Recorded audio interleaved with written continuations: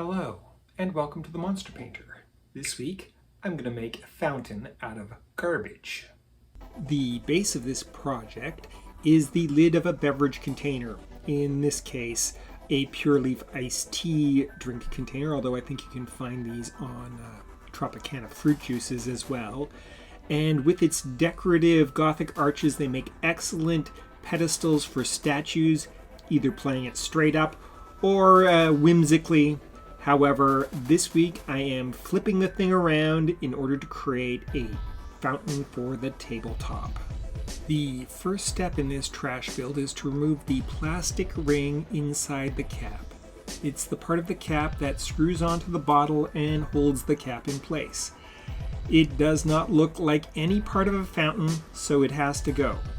The plastic of the lid is pretty tough, and the main trick to removing this troublesome ring is to snip it out a bit at a time, patiently working away at it until it is all gone. The process takes about 10 minutes. And there we go. That looks a little more like the inside of a fountain now. The next step is to take some sandpaper and scuff the hell out of this lid. The plastic it was made out of was never intended for crafting purposes, so we have to create a little tooth on its surface.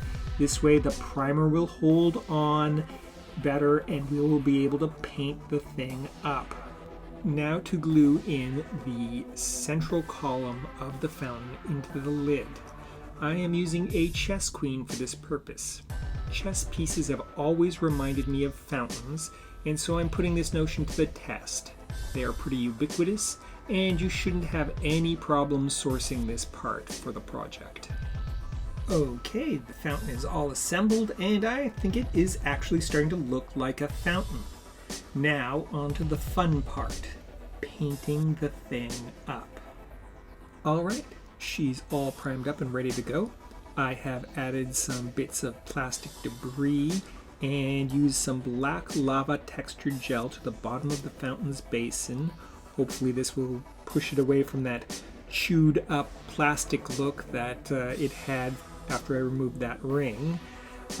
This might have also been complete folly because that textured gel has taken forever and a day and it still isn't quite dry, but oh well. I am going for the standard old gray stone look. So therefore a base coat of Payne's gray mixed with a little bit of titanium white is what's going to get the job done. The next step in the old stone look is to dry brush some lighter gray onto the fountain. I am using a mixture of Payne's gray and unbleached titanium for this step. It is a slightly warmer gray than the base coat, and this will lend a little realism to the dry brushing highlights and will help make this drink lid and chess piece look like a more credible bit of tabletop terrain. Of course, one layer of dry brushed gray will not suffice. I am going to add a second layer of a still lighter, slightly warmer mixture of Payne's gray and unbleached titanium to this fountain.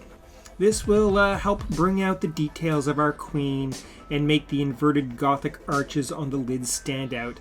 It'll help make the whole thing more natural looking and a more exciting, visually interesting fountain for our tabletop.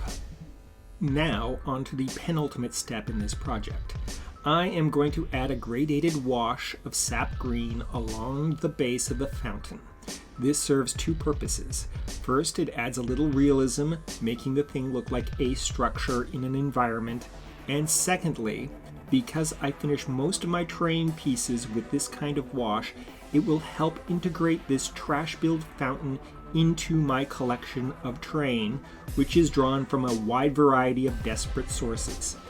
This way, when they are on the table together, they will have a sense of unity and will make for a more credible and immersive setting in all those skirmish games that they will be a part of. And now for the final step in this project. The step that will really sell this thing as a fountain. I will pour some of this liquid glass stuff I got at the art supply store into the basin of the fountain. Once it has dried and cured, it will give us a nice thick layer of crystal clear material that should give the illusion of water. After all, it's not much of a fountain without some water in the basin, is it? All right, here is the final product, and I think it's a pretty credible fountain. The liquid glass has not quite cured. The humidity is off the charts here in Toronto, so it may take a couple more days to fully cure. There's also been a bit of shrinkage with the liquid glass. Once it's cured, I will add a little more, and that should take care of that issue. A nice level water surface. All in all, I'm quite pleased with the results. And here is our fountain in its natural habitat, as part of the vast ruins of Old Fellstead, the frozen city of Frostgrave, where wizards fight it out for treasure and glory, and, of course, fun. And now, on to the monster fight. This week, it's a drow elf with 2 axes and a bad hairdo versus a great big dire cobra. Who will win? Place your bets now. Here we go. And it looks like a tough, tight match, but I think we've got our winner. Yes, despite his crazy hairdo, the drow has defeated the dire cobra. Next week on The Monster Painter, I take another run at the Reaper Bones 5 Grey Mountain. As well, I'd also like to thank my sister for making me this awesome Monster Painter shirt. Isn't it cool? Remember to like, comment, yes, subscribe, and ring the bell. Ring the bell!